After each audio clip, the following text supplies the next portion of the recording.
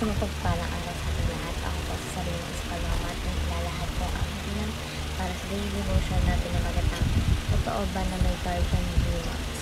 So yung concept natin is demons, and ang ating scripture is Ephesians chapter 6 verses 12 na sinasabi, "For our struggle is not against flesh and blood, but against the rulers, against the authorities, against the powers of this dark world, and against the spiritual forces of evil in the heavenly realms." Tagalog, sapagkat ang ating pagkipaglaban ay hindi laban sa laman at dugo, kundi laban sa mga pinuno, laban sa mga may kapangyarihan, laban sa mga kapangyarihan nila ikita na naghahari sa libutan sa kabilingang ito, laban sa umong spiritual na kasamaan sa kalangitan. So, ang ating katuruan ngayon is number 1, demons are real. So, ang mga demonyo ay hindi syakas ang isip lamang. Sila talaga ay totoo at aktibong kumikilos upang tayong mga tao is ilayo sa Panginoon Diyos.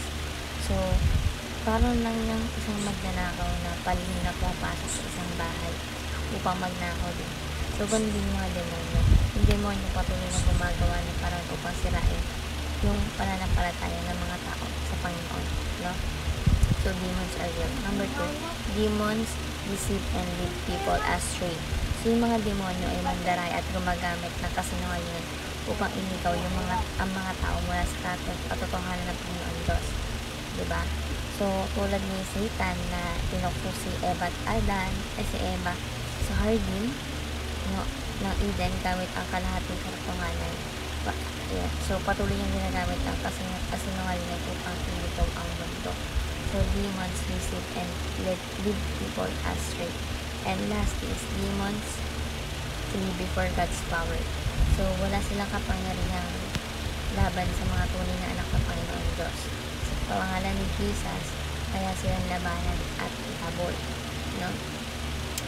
So, demons flee before God's power. So, bilang application number 1, fear not, for demons have no power over those in Christ. So, huwag matakot sa kasamaan sapagkat nasa atin ang ating Panginoon Diyos. Higit na mga pangyarihan kaysa sa mga demonyo. No? So, fear not, for demons have no power over those in Christ. Number 2, attack Satan's word. The battle is the Lord. So, labanan natin ang kasamaan sa pamamagitan ng Ebanghelyo at ipalaganap ang liwanag ng Panginoon sa Kristo sa madilim na mundo. Meaning to say, disciple all nations. No? So, attack Satan's word. The battle is the Lord's. And lastly is live by the truth to defend against Satan's lies. So, mamuhay tayo ayon sa salita ng Panginoon Diyos upang hindi tayo malinang ng kasamaan.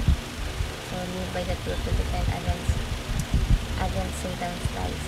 So, yung buong devotion na to, sinasabi na ang mga demons ay totoo at patuloy silang gumagawa ng mga bagay upang ilayo tayo sa Panginoon Diyos. Ngunit hindi tayo dapat matakot yan kasi meron tayong kapangyarihan sa kanila sa pamamagitan ng Jesus Christ. Kaya huwag magpadala sa tukso, patuloy na ipaglaban ang pananampalataya at palagi isabuso ang katotohanan ng salita ng Panginoon Diyos bilang isang sandata laban sa kasamaan.